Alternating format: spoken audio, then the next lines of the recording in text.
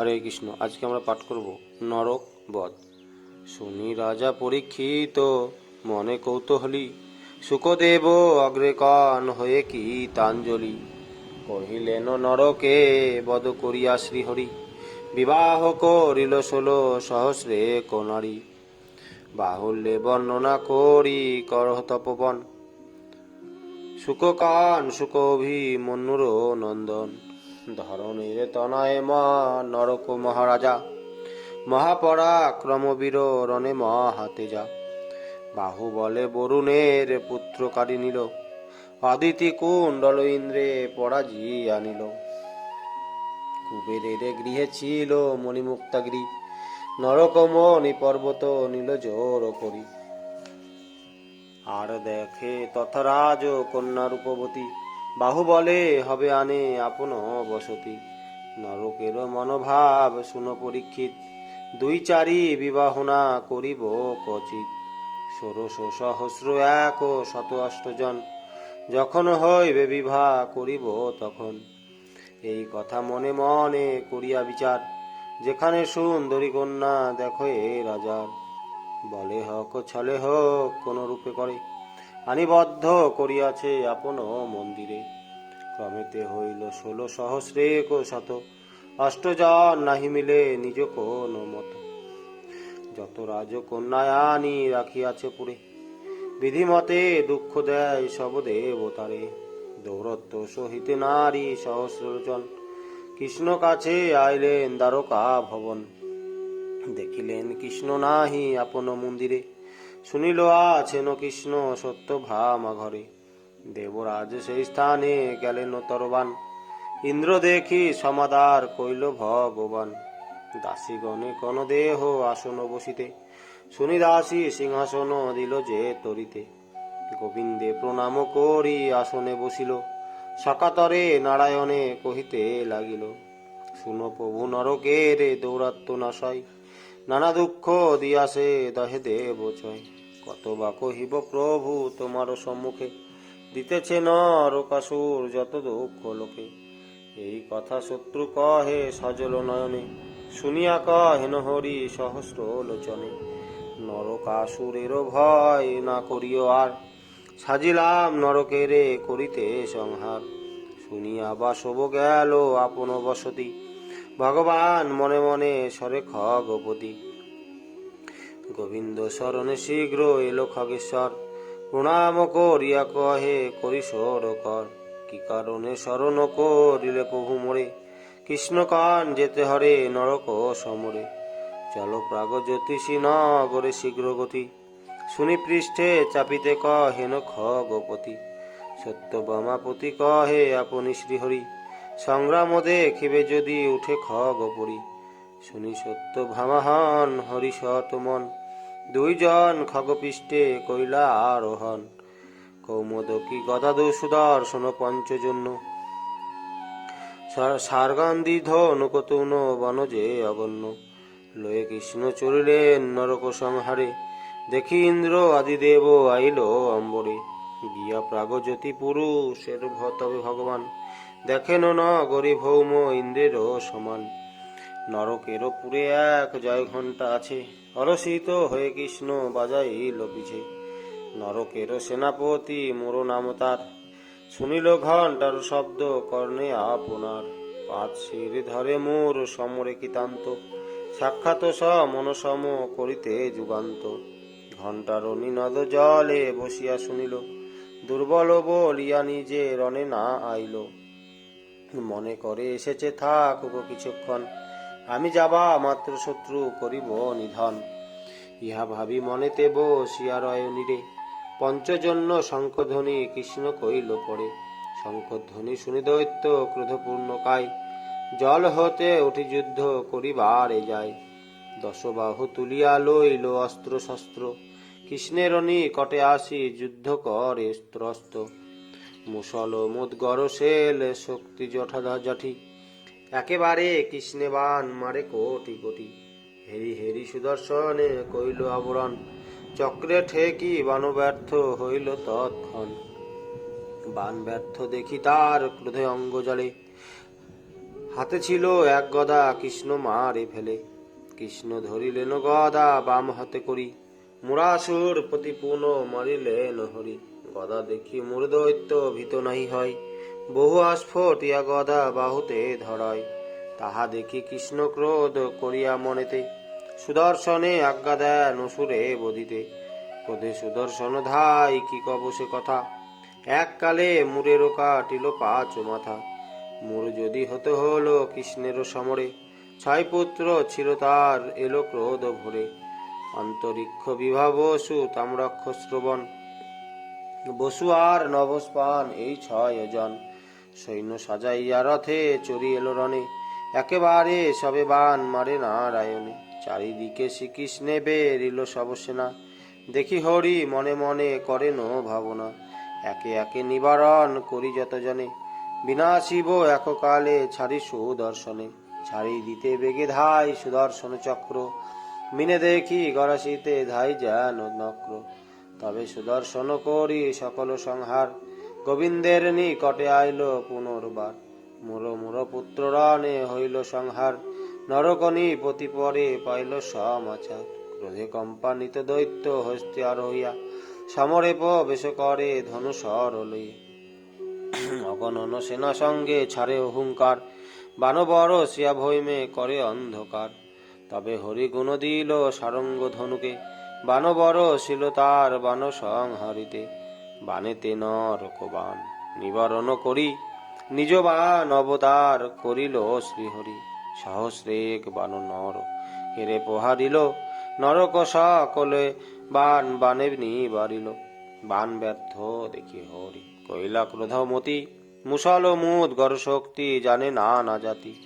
সন্ধান করিয়ায় হানি নরক উপরে, বৃক্ষ যেন বৃষ্টিধারা পত্রেতে নিবারে। সেই রূপে নরক করিল বান ক্ষয়, দেখি গরুর এরপতি কন দয়াময়। করহ গৌর তুমি সেনার সংহার, শুনিয়ারু শিলারণে বিনতা কুমার।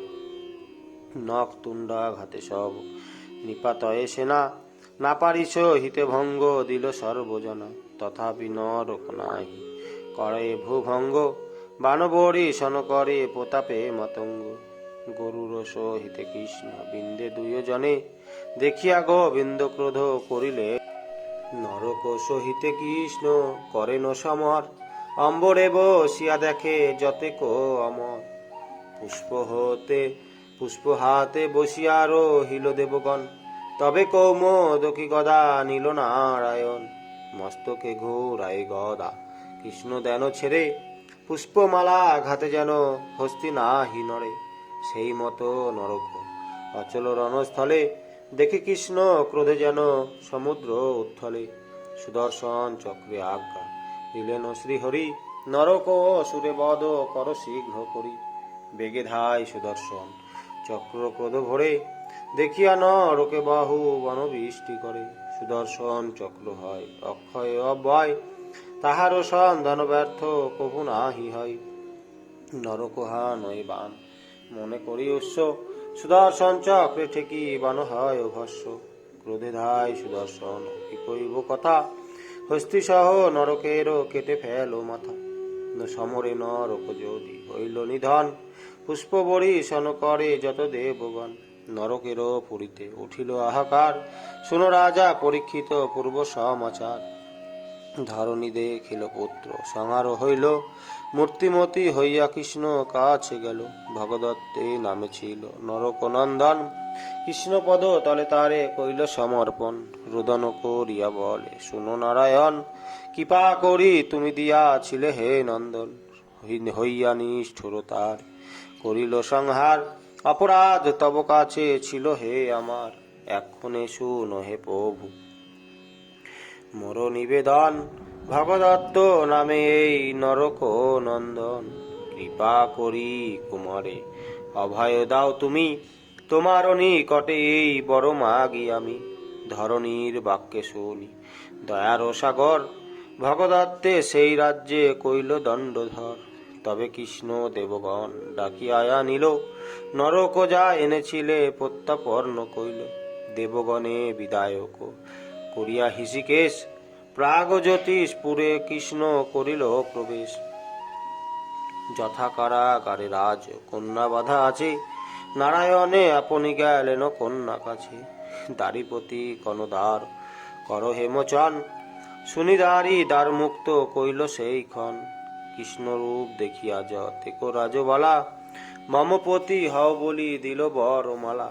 16 সহস্রেক আর শতেক রমণী, পতিত্বে বরণ কইল কৃষ্ণ চক্রপাণি। তবে কৃষ্ণ নরযান সেই স্থানে করি, সকলে পাঠায়ে দিল দ্বারকা নগরী। সত্যভামা সহ কৃষ্ণ গরুর পরে, চলিল দ্বারকা পথে শূন্য উঠি শূন্য ভরে। দেখিয়া বলেন সত্যা জিতের কুমারী, শুনো না তো আমি এক নিবেদন করি। পরিজাত বৃক্ষ দিবে বলেছে আমারে, তবে সঙ্গে যাব পরিজাত আনিবারে। সত্যভামা বাক্যে কৃষ্ণ কয়ে খগপতি, শীঘ্র করি চলো দেখি ইন্দ্রেরও বসতি। শুনি বায়ু বেগে খগপতি শূন্য ভরে, উপনীত হইলেন অমর নগরে। কৃষ্ণে দেখি দেবরাজ উঠিয়া তরায়, বসিতে আসন দিল প্রণমী ও তাই। পাদ্য অর্ঘ্য দিয়া পদে করিল পূজন, কহে ইন্দ্র কি হেতু এখানে আগমন। শুনিয়া কহেন কৃষ্ণ শুনো সহস্রাক্ষ, লইতে আইনু এক পরিজাত বৃক্ষ। দ্বারকা নগরে আমি রোপণ করিব, বাসব কহেন ইহা কেমনে পারিব। স্বর্গের কুসুম কেন পৃথিবীতে যাবে, শুনো কৃষ্ণ কদাচিত বৃক্ষ নাহি পাবে।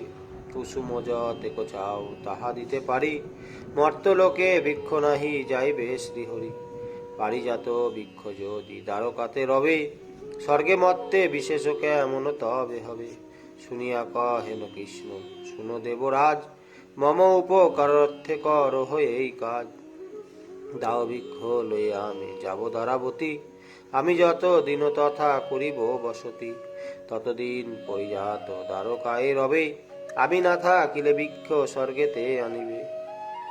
শুনি ইন্দ্র বলে শোন নিবেদন করি, পৃথিবীর মধ্যে হয় দ্বারকা নগরী।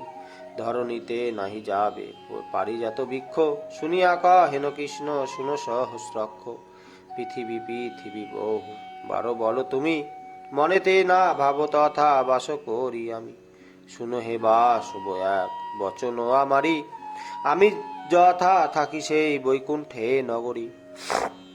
তব স্বর্গ হতে শ্রেষ্ঠ হয় শত গুণে, বল দেখি বৃক্ষ তবে নাহি দিবে কেনে। পারিজাত লাভ হল সমুদ্র মন্থনে, সকলের অধিকার ভেবে দেখো মনে। শুনি ইন্দ্র কহে শোনো বচন আমার, ভগবান বটে এবে মনুষ্য কুমার। যখন যে রূপে হয় যেখানে থাকিতে, সেই মতো কর্ম তথা হইবে করিতে।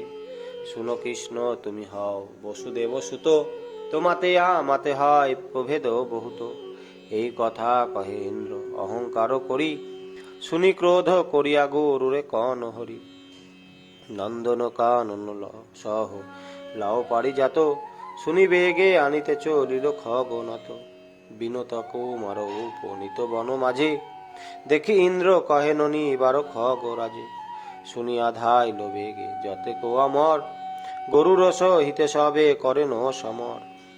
ভ্রুভঙ্গিনাথ করে তাহে বিনতা কুমার, নখতুণ্ডা ঘাতে করে দেবেরে বিদার। গরুরের কাছে পড়া ভব হয়ে সবে, জিনিতে না রেণুরণ কহিল বাসবে। তাহা শুনি দেবরাজ হয়ে ক্রুদ্ধমতি, বজ্র হাতে করিয়া চলিল শীঘ্র গতি। গরুরের বল জানি দেবনারায়ণ, আপনি না জান প্রভু করিবার এরণ। ইন্দ্র গিয়া বজ্রাঘাত কইল খগপতি, দেখিয়া গরুর মনে করিল যুক্তি। ঠোঁটে উপারিয়া বাজ পাখি বজ্র মুখে দিল, গরুরের পাখা পেয়ে বজ্র ফিরে এলো। দেখি ইন্দ্র পুনঃ বাণ করে বরিশান, পাক সাটে গরুর করেন নিবারণ। কোন মতে যুদ্ধে জয়ী নাই হয় ইন্দ্র, তবে বৃক্ষ পড়িয়া লইল খগেন্দ্র। পারিজাত বৃক্ষ ওষ্ঠে করিয়া ধারণ, উপারিয়া উপরিয়ালয় বীর নন্দন কানন। পৃষ্ঠ দেশে লয়ে কৃষ্ণ সত্যভামা সতী, দ্বারকানগরে উপনীত খগপতি সত্যভামার মন্দিরে নিকটে রাখিল মহাভারতের কথা